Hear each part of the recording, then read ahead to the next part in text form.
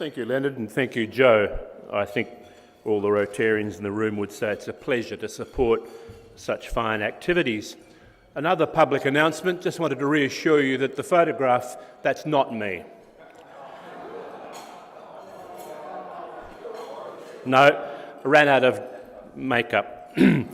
Rotarians and guests, with the Adelaide Fringe opening last Friday night, we're again on the cusp of another mad march. I'd like to paraphrase those famous words of that wonderful and much-loved social commentator, H.G. Nelson, when he said, "When too much variety is barely enough." H.G. really sums up the world's second largest arts festival and the largest in the Southern Hemisphere. This year, in this incredible tome that would have been circulated to most of us in the room, there are over 7,000 artists in over 1,300 events and 500 venues. Last year saw a staggering almost 20% increase in visitor expenditure to almost $30 million and almost $100 million in gross economic expenditure for South Australia. But that's not only variety, that's indeed, for this state and for us, real value. Let's not delay the show any further as we welcome Heather Croall, the dynamic CEO of the Adelaide Fringe, to share with us some more insights into the real impact of the Adelaide Fringe. Welcome, Heather.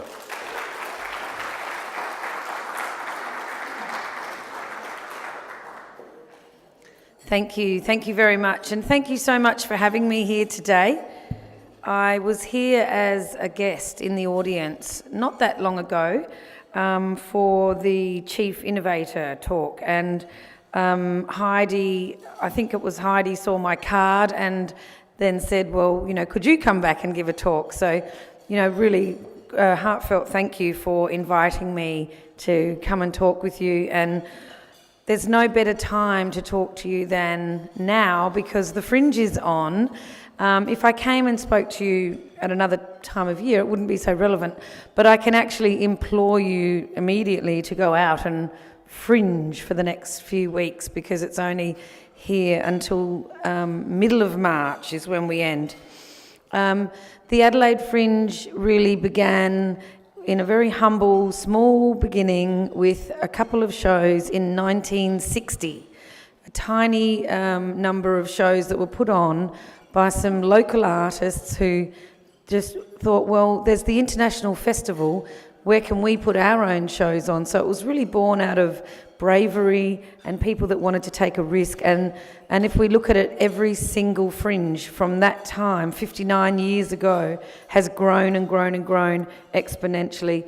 And now we are considered the second biggest Fringe in the world, one of the most important fringes for all the artists. That we have artists coming in from all over the world.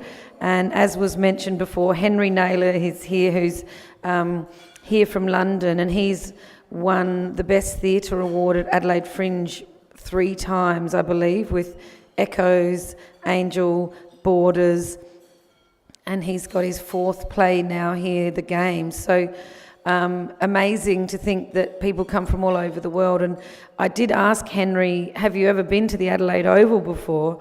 And because he's a Yorkshireman from Barnsley, he said, I was here in the 30 years ago with the Barmy Army. So that was long before the new one. So with the old Oval. So welcome back, Henry, and thank you everyone for having Henry here today. I want to talk about some of the special things that we do at Fringe. I'll talk a little bit about the impact of the Fringe, but I do want to highlight to you a really major, significant project that we've been working on for many months now, and that is on every single night down by the River Torrens near the Adelaide University footbridge. The project is called Yabbera, Gathering of Light, and it is a interactive projection project that you walk around and experience on the riverbank.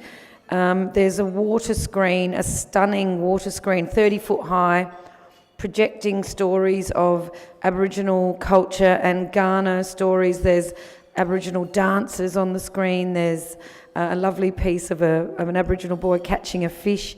And you also get interactive soundscapes. There's interactive projections on the boat shed. Every year the Fringe does only one big project, and this is the project for this year, and I really encourage you to go to the river and experience it, because it's the biggest Aboriginal projection project Australia has ever seen.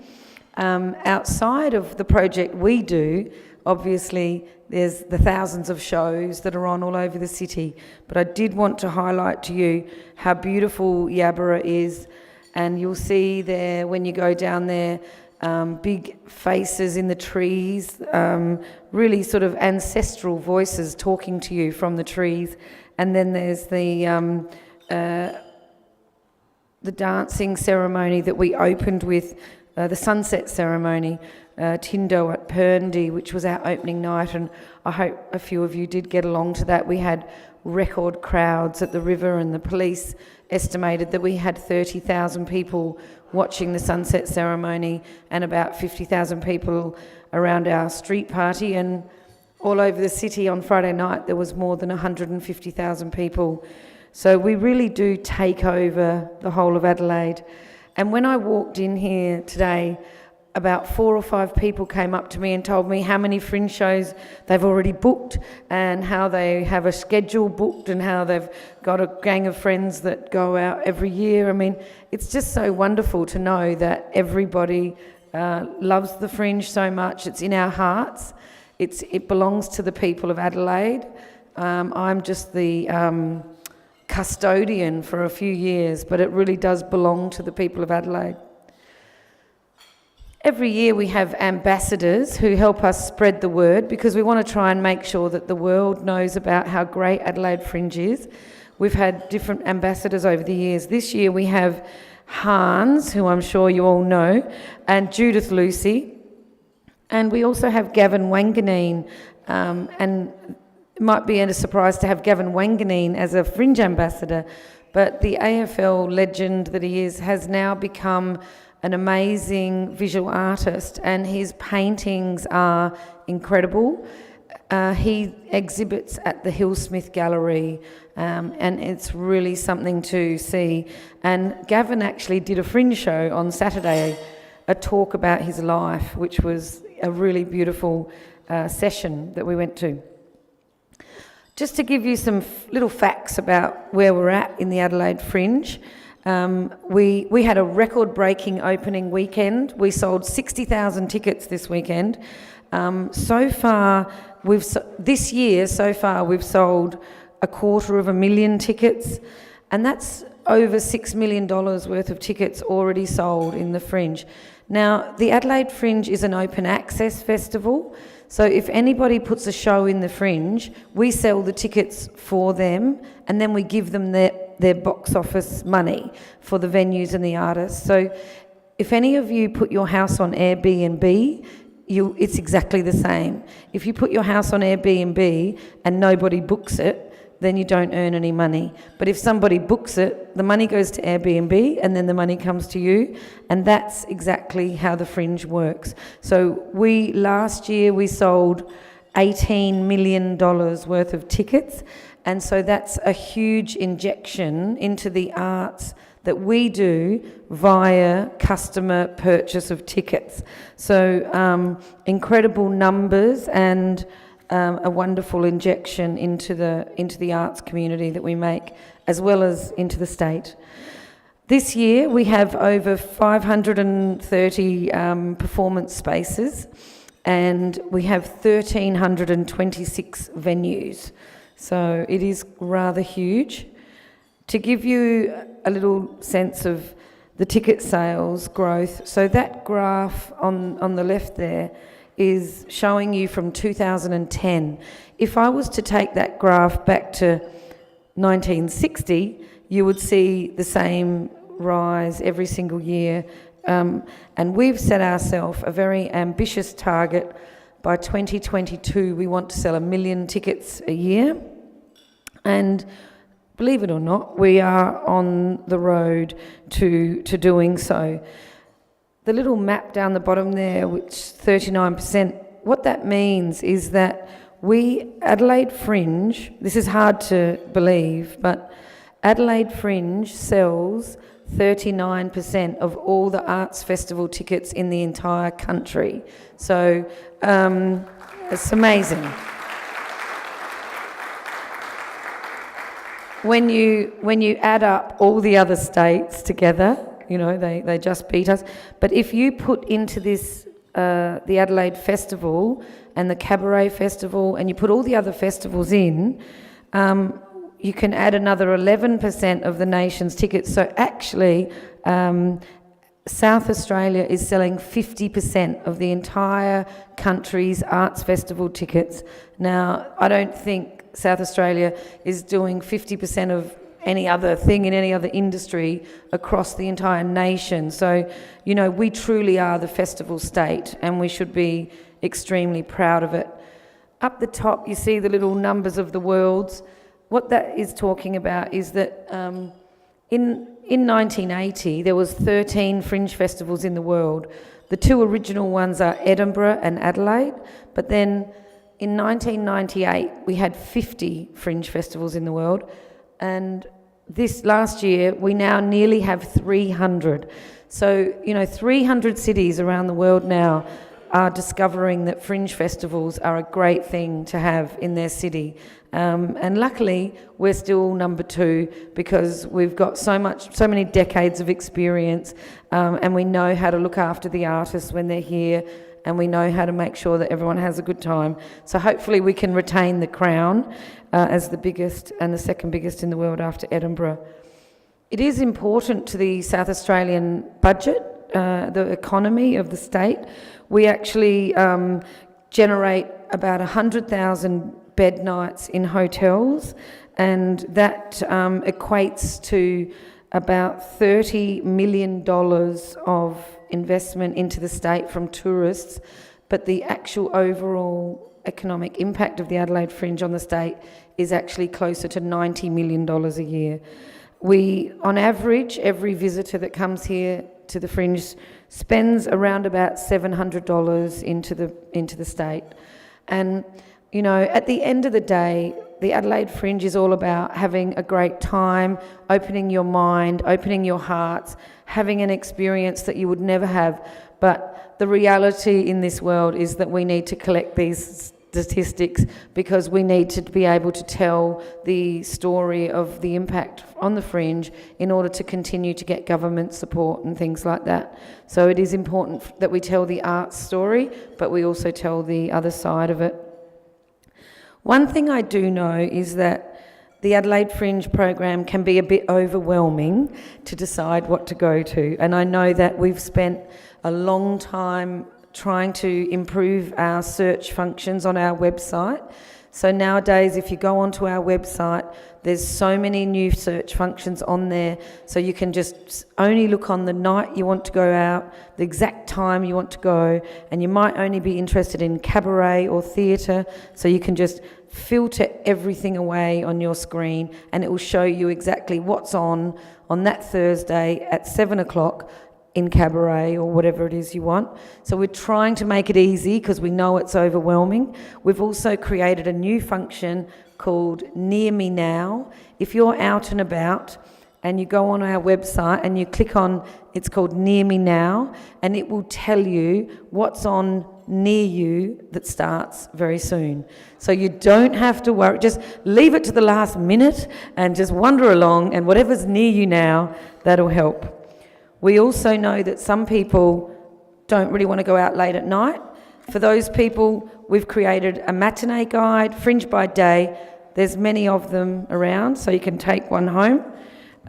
We've also created an access guide for those people who have any special access needs, whether it's to do with vision or hearing or anything like that, or disabilities that require any special access. This is a great guide for you. We made it in black and white. It's easier to read for those people with any impairments around vision. There's also the major festival guide, obviously. We've also worked with the Don Dunstan Foundation to do a social change guide.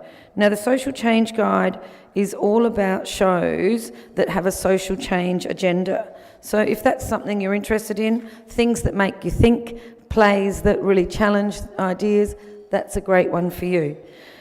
There's also a number of other things. I want to mention that there's a couple of people in the room that are involved with fringe venues. We have Jason from the National Wine Centre. The National Wine Centre this year has 60 fringe shows. So a brilliant program at the National Wine Centre and a lovely place to have a glass of wine and something to eat. We also have the father of Craig Egan in the room, and Craig Egan runs the Rhino Room. So the Rhino Room is where you go if you want to have a laugh, open until quite late at night for a good giggle. And on your table, does anyone else have anything connected to a venue that I missed? Yes. RCC, correct, you're right, sorry, I should have remembered. And Greg Lodge? Oh, yes. So 2 more. RCC is in the Adelaide University this year, and there's wonderful shows there. We were just talking about Old Stock, A Refugee Love Story, which is a beautiful play that's down there. And also we do have Gluttony running shows in the Freemasons, in the Masonic Lodge. If you go downstairs under there, in fact, I'm going there tonight to see a music show at 8 o'clock. You'll see on the tables, I put some dollar deals, fringe deals. There's lots of them around. If you want one, or take as many as you want. Go on our website and you'll see this will get you discounts all around. For example, at the Franklin Hotel on Franklin Street, this will get you 2 dinners for the price of 1. It'll get you donuts and coffees all over the city. So there's lots and lots to be had with the fringe deals. We're just always trying to make... Yes? Yes. Oh, what is it? Great. And the Disney Diaries. Beautiful. Okay, so that's one of your own Rotarians has a show in the Fringe, so that's great news to see. Everyone can be in the Fringe, and I'm sure I may have missed some. I'm sorry if I did.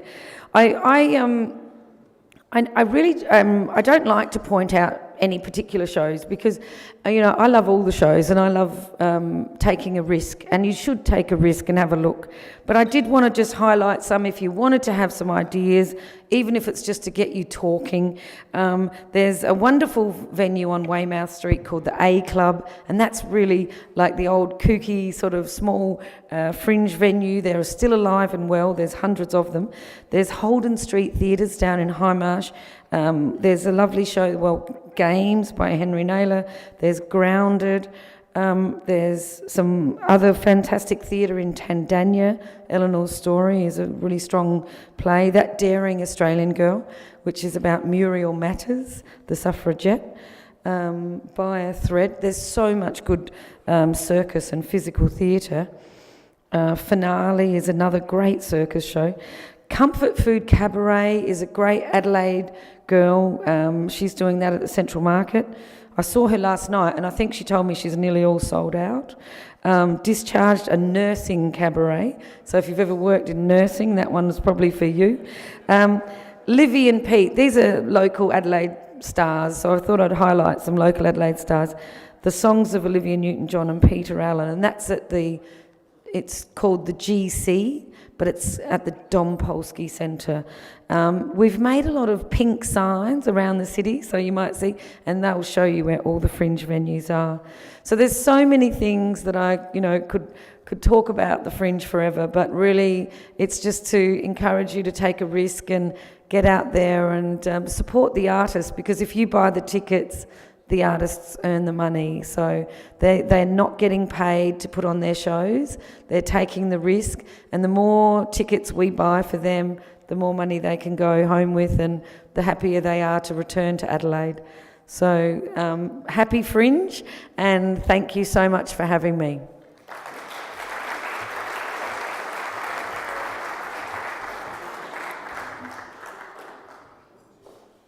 I'm sure there's some questions in the audience. So, right beside you there, John. Be nice. Ma'am, magnificent talk, but could you please tell us how you find all the venues and all the red tape you have to go through? Thank you. How I find them? Yeah. So what we do is we're a bit like a matchmaking agency. We're a bit of a dating agency. We open on our website a registration for venues. Anybody can register. You can register your own house if you want, but any bar, any cafe, anybody can register anything. I mean, we have laundromats. There's a laundrette that is a fringe venue. We have a show in the swimming pool at the North Adelaide Aquatic Centre. So anybody can register, and they register on the one side, and then on the other side of the website, the artists register. Now, sometimes they're already doing their own matchmaking, so they're already talking directly to the venue. But if an artist registers and they don't have a venue, what we've created online is a sort of a search. It's a bit like real estate, looking for you want to buy a house in a certain suburb with 3 bedrooms and a swimming pool or whatever. Well, same thing. You can go on if you register as a fringe artist, you go on our venue and you say, well, I've got a cabaret show. I want to find a venue that's good for cabaret, has 200 seats, has a nice stage, and you can list all the things you want, and then we'll tell you how many venues around Adelaide have put their name down to be a fringe venue. So more venues put their name down than actually end up being a venue, but it's really about a matchmaking scenario. We don't curate anything. It's really about them talking and making a decision. Yes, my show suits this venue and I'll do that. I hope that answers it. Just a second. Just a quick word. For those who are asking questions, the microphone will be turned on when it's handed to you. And when you please use the technique, instead of licking an ice cream cone, hold the microphone straight to your mouth, and that's why everybody can hear. Thanks, Laurel. Thank you so much for coming. Happy birthday to you. Thank you. Now, I know that this is probably a whole presentation in its own right, but just briefly, how did you get into this role? Okay, so I studied film. I was a film producer for 20 years. In fact, I still do I'm a documentary maker as well.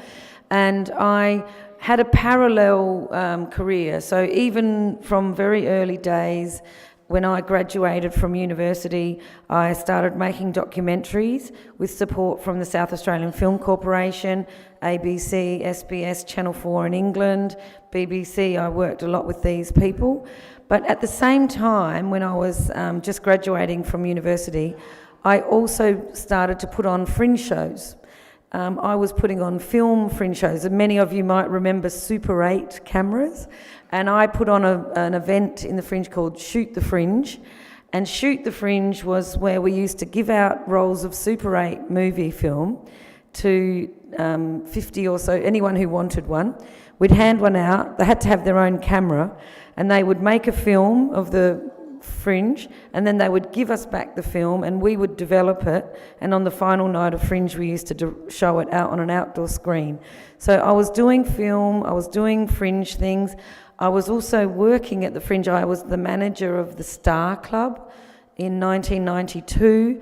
I don't know if you remember when Stomp came to Fringe in 1992, and it was a sellout success. I was managing that front of house of that venue, and it really made a big impact on my life to make sure that I stayed in this world of Fringe. And so while I was, then I became more and more in the film world. I got asked to run a film festival. So I was running the Australian Documentary Festival here in Adelaide. I was collaborating with the Adelaide Fringe. At the time was run by Katrina Sedgwick. So I always was, one foot was always with the Fringe, no matter what I was doing. I was a filmmaker, I was a film festival director.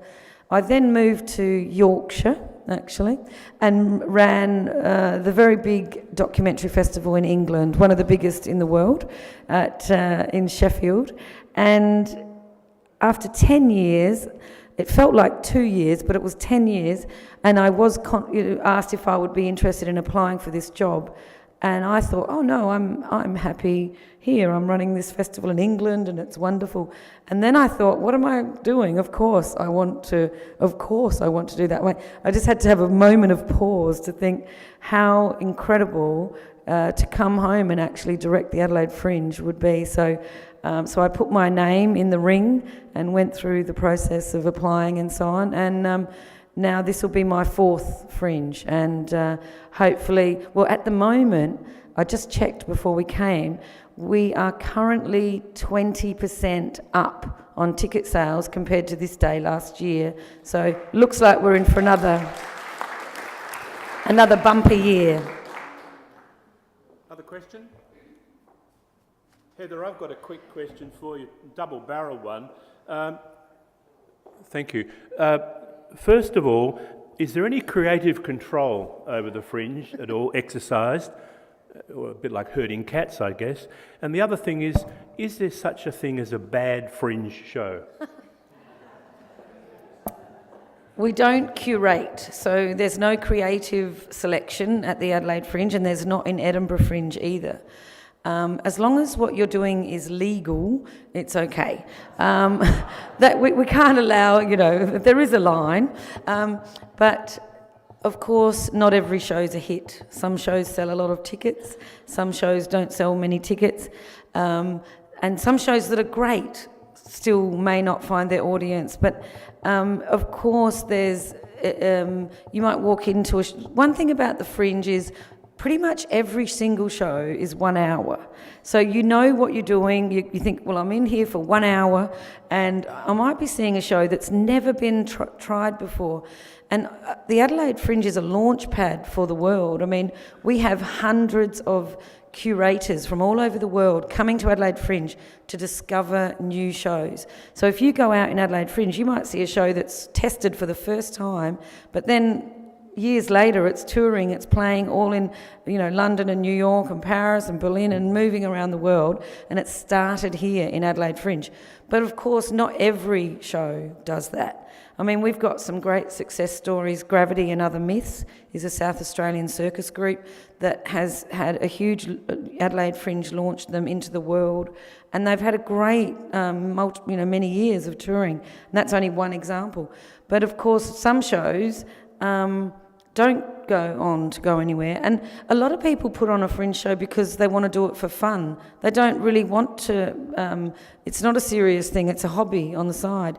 And more people that we're meeting now in our surveys, in the audience surveys, are telling us that they take annual leave during the Fringe because Adelaide turns into sort of another city for that, and it saves them on airfares and hotel, and they're actually having their holiday by just going to see Fringe shows. And of course some of them are brilliant and some of them are not so brilliant, and not every show's a hit. And Heidi was telling me that she knows people that do that, and we are seeing more and more people taking their holidays. And Fringe average ticket price is about $20-something, so it's not a huge $100 ticket. And so you go in there for an hour and you might see something that's absolutely memorable, or you might see something that you may not remember for too long. Yeah. Well said. Two quick questions. The first one worries me. As soon as creative freedom was mentioned, Ian Renton put his hand up. So, thank you so much, Heather. One thing that concerned us, my wife and I went and saw that Aboriginal show, which was magnificent with the photographs onto the trees, etc. But we couldn't hear it because of the noise coming from the RCC. Yes. And I just wondered whether there's any opportunity to sort of control that a little bit so you can actually hear the Aboriginal show. I would suggest going to the river Monday to Thursday. The Aboriginal projections are on every single night, 8:30 to midnight, and it is true that the RCC have quite loud music gigs, which the youngsters love, and they have captured the millennial crowd extremely well at the RCC, and they are putting on dance shows that probably most of us are not going to go to, but they really have given something that a lot of young audiences love. So I would suggest go to the river on a Tuesday or a Wednesday. In fact, I was down there last night, and when the big moon was rising over the projections, that was something to see. The last question worries me even more. It's our resident patent attorney, so I hope it's not. Hope there's no copyright issues. Congratulations on a great talk. As a performer in the Fringe, I'm just encouraging older people to have a go. And where I'm performing, there's 100 old people, old farts of course, who enjoy themselves and have a great time. And congratulations. Where's your venue? What's your venue? The Space Theatre. Great. Well, round of applause, I would say, for putting on a show. Are you in the choir? Is it the singing? Is it? Sing for Joy, Yeah. Broadway Up in Lights. Wonderful, brilliant. It's sold out the third time now, this third year. Brilliant, well done. I think that embodies the Fringe spirit. I mean, everybody, if you ever really wanted to put on a play, put on a show, perform in any way, Adelaide Fringe is an amazing platform for you to do that. And people think that the big venues dominate, but actually last year we sold 700,000 tickets, and 50% of them were sold in the Garden, Gluttony and the Croquet Club. So 50% of our tickets, which is still 350,000 tickets, are sold to all the other venues. So it isn't right to think that the big hubs dominate. They do, they do sell significant numbers, but there's suburban venues that sell very well as well. And there is on our website, you can put your council name in the search bar, and it will tell you all the shows that are in your area, and you'll be surprised how many shows are in the suburbs. There might be a Fringe venue right near you, and some of them have better car parking than others, like I think the wine centre's good for car parking, and others have better access, and so it's not all about the tents, and it's not all about the parklands. Ladies and gentlemen, Rotarians and guests, I'm in deep strife here. I've got the DG wanting to ask a question and the chair of the day saying keep to time. So David Egan would like to ask you a question afterwards, Heather. Can I also just add to Heather's last comment, the Fringe has gone not viral but rural, and so that for those who've got family and friends in Peary and Whaler and other places, Murray Bridge, please go and see a Fringe show. Heather, it's been interesting, energising, an absolute delight to see you. I now know why your love of colour, it comes from colour TV and all your experience of pixelations in that. Thank you for giving up the time in the middle of a very successful festival to share with us the value of the Fringe. Rotarians and guests, please thank Heather Croall. Thank you. Thank you. Well done. Thank you for coming.